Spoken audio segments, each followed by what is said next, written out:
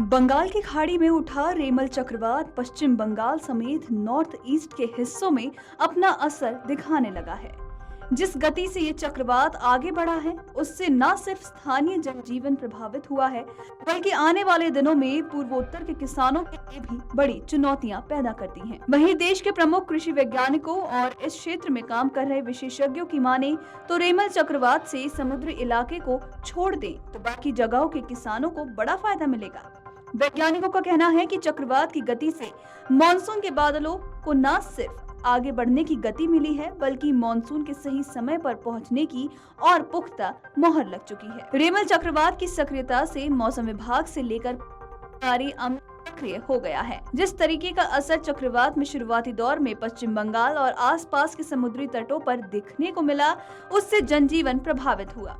Centre for science and environment में मौसम पर शोध करने वाले अक्षित गोयल कहते हैं कि इस चक्रवात के प्रभाव और दुष्प्रभाव दोनों तरह से आकलन किया जा रहा है। वो कहते हैं कि अगर खेती किसानी के लिहाज से इस चक्रवात को देखा जाए तो मैदानी इलाकों में इसका बड़ा व्यापक और सकारात्मक असर पड़ने वाला है। अक्षित के मुताबिक बात करें तो जिस गति से ये चक्रवात चल रहा है, उससे मानसून की विंड्स पर बड़ा असर होगा। ऐसी दिशाओं में मानसून के समय पर पहुंचने की न सिर्फ संभावनाएं बढ़ जाती हैं, बल्कि मानसून की सक्रियता के साथ साथ सीधे तौर पर खेती किसानी के लिहाज से फायदा भी होता है। आपको बताते चलें कि मौसम वैज्ञानिक आलोक यादव बताते हैं कि बीते कुछ समय से जिस तरह से नॉर्थ ईस्ट का एक हिस्सा एक तरह से सूखे जैसी स्थिति में था, इस चक्रवात से होने वाली बारिश से इन इलाकों में व्यापक असर देखने को मिला है। लेकिन जो समय सीमा पर इस चक्रवात की बताई जा रही है, उससे नॉर्थ ईस्ट के राज्यों में बाढ़ जैसे हालात नहीं बनेंगे।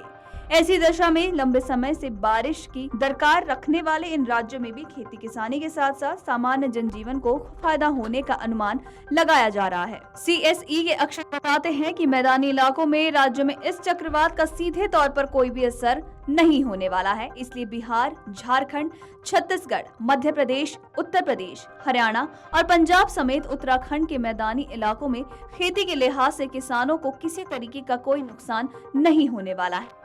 वरिष्ठ कृषि वैज्ञानिक और जीबी पंत कृषि विश्वविद्यालय के रिटायर्ड प्रोफेसर OP नौटियाल कहते हैं कि अमूमन मानसून की दस्तक देने से पहले जब इस तरीके के चक्रवाती तूफान आते हैं तो उसका मैदानी इलाकों के किसानों के लिए एक तरफ से फायदा ही होता है। प्रोफेसर नौटियाल कहते हैं कि ऐसे चक्रवाती तूफान अपने साथ मानसून के बादलों की गति को न सिर्फ तेज करते हैं, बल्कि वक्त पर बारिश से किसानों की मदद भी करते हैं। इसलिए बंगाल की ये चक्रवाती तूफान मैदानी इलाकों के किसानों को फायदा ही पहुंचाने वाला है।